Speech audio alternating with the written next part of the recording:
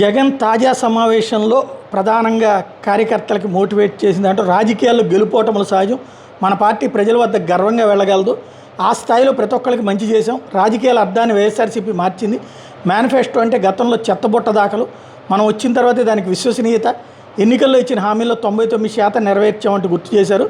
కష్టాలు శాశ్వతం కాదు, చీకటి వచ్చిన తర్వాత వెలుతురు తప్పకొస్తుంది, మన పార్టీ ఖచ్చితంగా తిరిగి అధికారంలోకి వస్తుంది, జగన్ 2.0 పాలన మీరు తప్పకుండా చూస్తారు, ప్రతి కార్యకర్తకు న్యాయం జరుగుతుంది, మనమంతా ప్రజల తరపున నిలబడాలి, వాళ్ళకి అండగా నిలబడాల్సిన సమయం ఆసనమైంది, రాష్ట్రంలో రెడ్ బుక్ రాజ్యాంగం నడుస్తోంది, సీఎంకు ఉండాల్సిన హుందాతనం బాబుకు లేదు, స్థానిక సంస్థల ఉప ఎన్నికల్లో బాబు అక్రమాలకు అంతే లేదు, అయినా వైఎస్ఆర్సీపీ కేడర్ తెగింపుతో పనిచేసింది అంటూ అభినందించారు.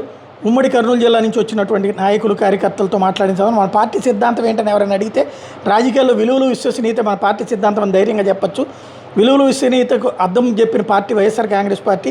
ఆ రెండు పదాలే పార్టీని నడిపించే. గట్టిగా ఈ సిద్ధాంతాన్ని నేను నమ్ముతాను. నాలో ఈ రెండింటిని చూసి మీరంతా నాతో పాటుగా అడుగు వేశారు. ఓటములు సహజం. ఇవాళకి కూడా వైఎస్ఆర్ కాంగ్రెస్ పార్టీకి చెందిన ఏ నాయకుడైనా జిల్లా స్థాయి నుంచి గ్రామ స్థాయి వరకు గర్వంగా కాలరగరేసుకుని ప్రజల వద్దకు వెళ్ళగలరు.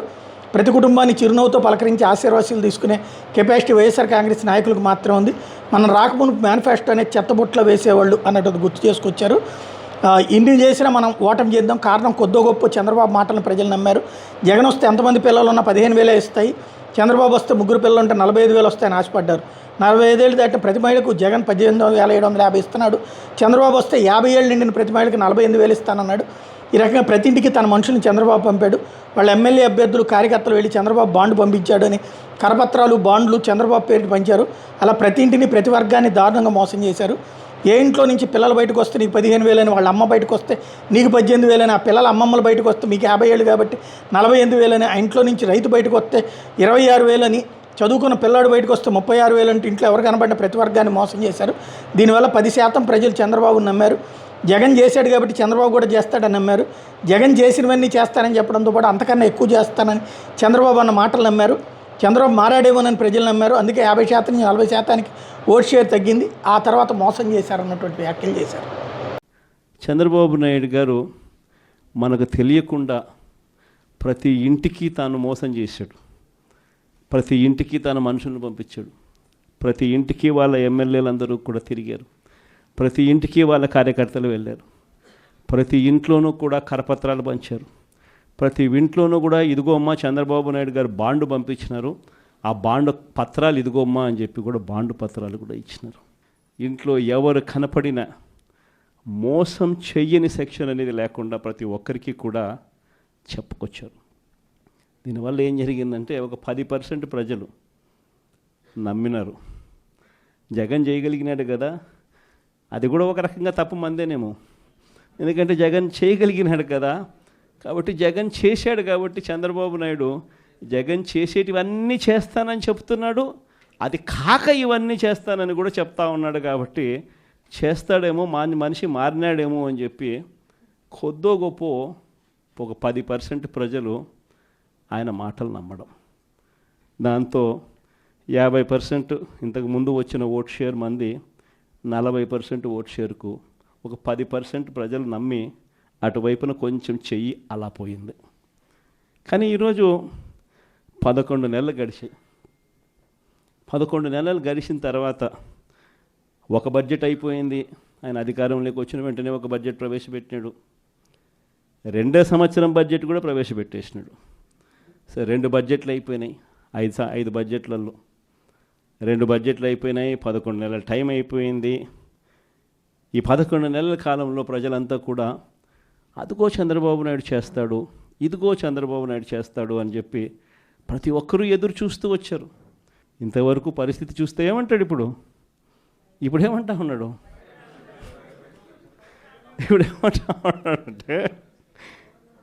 ఏమంటా ఉంటే అప్పుడు మాట చెప్పినాను కానీ ఇప్పుడు భయం వేస్తా ఉంది అని అంటున్నాడు. అప్పుడు మాట చెప్పినాను కానీ ఇప్పుడు భయం వేస్తూ ఉందని అంటున్నాడు. అందరితో ఆగిపోవడంలా చెయ్యకుండా ఉండడం కోసం అబద్ధాలు నోట్లో నుంచి చెయ్యకుండా ఉండడం కోసం, అది కూడా అక్కడ నిజాయితీ లేదు, నీతి లేదు, చెయ్యకుండా ఉండడం కోసం రాష్ట్ర అప్పులు ఓసారి 12 లక్షల కోట్లు అంటాడు, ఓసారి 10 లక్షల కోట్లు అంటాడు, ఓసారి 11 లక్షల కోట్లు అంటాడు. ఏదో ఒక అబద్ధం, ప్రతిరోజు ఒక అబద్ధం చెప్పడం, రోజు దాన్ని దాటేసుకుంటూ పోయే పరిస్థితులు కనిపిస్తూ ఉన్నాయి.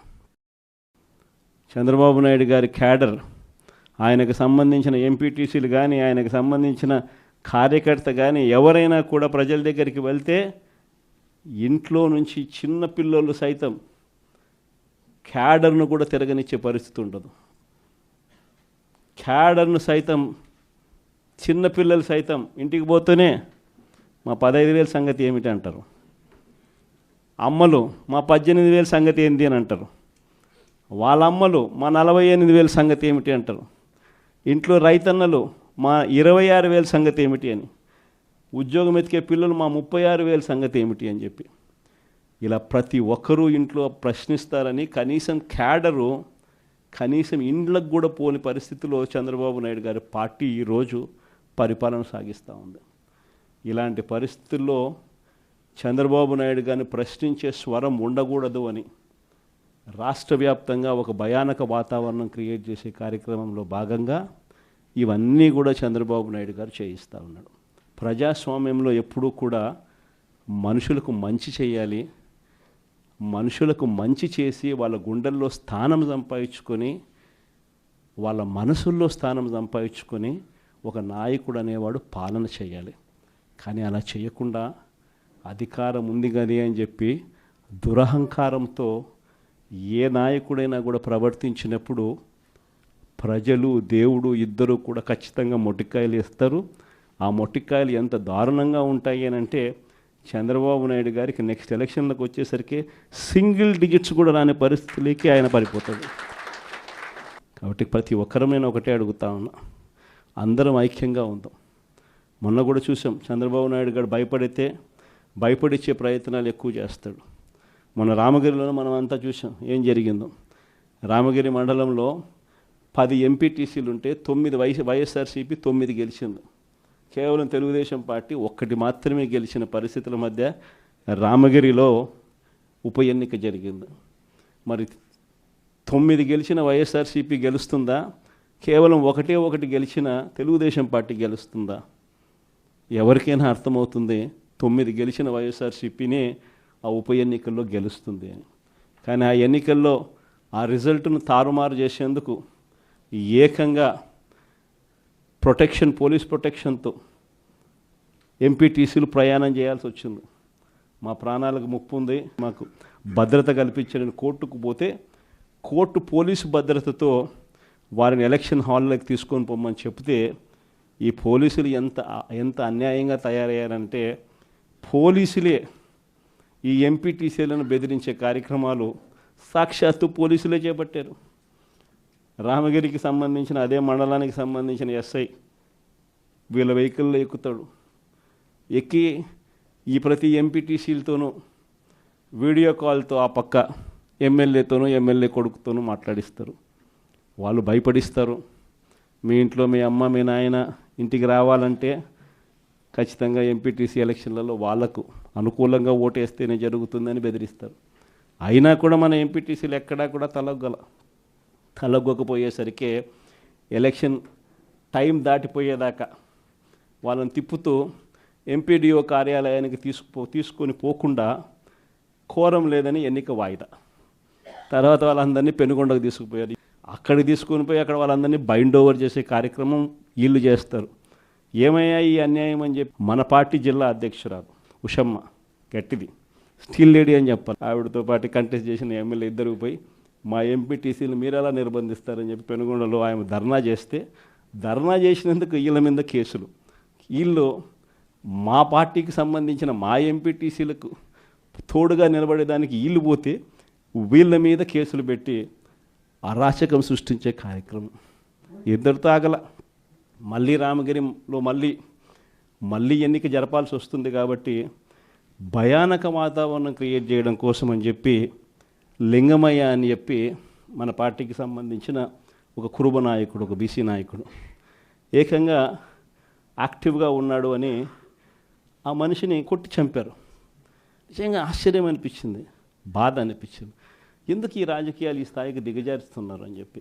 అరే మంచి చెయ్యి, సూపర్ 6 హామీ ఇచ్చినాం, సూపర్ 7 హామీ ఇచ్చినాం, పిల్లలకు చేయాల్సిన ఫీజు రీయింబర్స్మెంట్ బకాయిలు పెండింగ్లో పెట్టాం, ఆరోగ్యశ్రీ బకాయిలు పెండింగ్లో పెట్టాం, రైతులకు అన్యాయం చేస్తా ఉన్నాం. ఇవన్నీ సరిదిద్దుకొని మంచి చెయ్యి, ప్రజల మనసుల్లో స్థానం సంపాదించుకుంటే ఆటోమేటిక్లీ ప్రజలు ఓట్లు వేస్తారు. కానీ ఈ మాదిరిగా దిగజారిపోయి మనుషులను చంపే స్థాయిలో రాజకీయాలు చేయడం మొదలు పెడితే, దానికి పోలీసులను ఉపయోగించుకునే కార్యక్రమం చేస్తే వ్యవస్థలు ఎంత దిగజారిపోతాయి అని చెప్పడానికి పూర్వపు రోజుల్లో మనం అంతా బీహార్ గురించి మాట్లాడేవాళ్ళం. బీహార్లో ఎలా ఉండేటివి, బీహార్లో అలా ఉండేటివి అని. ఈరోజు బీహార్ గురించి మాట్లాడాల్సిన పనుల ఆంధ్ర రాష్ట్రం ఎలా ఉంది అని చెప్పి చూస్తే బీహార్ను మించిపోయిన పరిస్థితిలో ఆంధ్ర రాష్ట్రం కనిపిస్తూ ఉంది. ఈరోజు ఆంధ్ర రాష్ట్ర పరిస్థితి. ఇలాంటి పరిస్థితుల మధ్య మనం యుద్ధం చేస్తూ ఉన్నాం. మీ అందరికీ నేను ఒకటే చెప్తా ఉన్నా, కష్టాలు శాశ్వతం కాదు. ఒక చీకటి వచ్చిన తర్వాత ఖచ్చితంగా వెలుతురు వస్తుంది. ఇది ప్రతి ఒక్కరం గుర్తుపెట్టుకోండి. చూస్తూ కన్ను మూసుకుంటే 3 ఏళ్ళు కూడా అయిపోతుంది.